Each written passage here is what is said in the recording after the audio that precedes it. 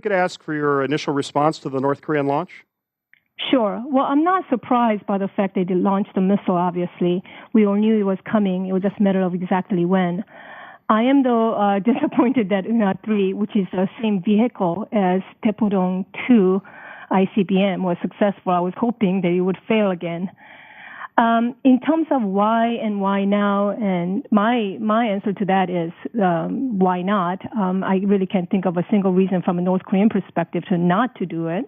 The failure of Kim Jong-un's first major public act, which was a failure of the satellite launch in April this year, ensured that another test, a successful one, had to come in terms of, for him in terms of consolidation of his power. I think that Kim Jong-un is still in the process of consolidating support. It's still year one of Kim Jong-un in power.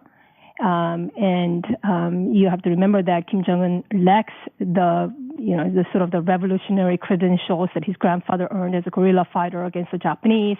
And unlike his father, he does not really have a decade of training and preparation for the job.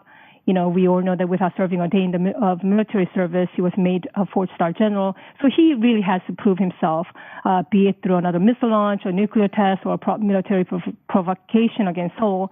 So for domestic reasons, he really had to follow through with it. In terms of timing, of course, this works out. Obviously, it's a 1-year commemoration of Kim Jong-un's death on December 17th. We have election coming up in South Korea on the 19th, and even Japan is undergoing a leadership transition.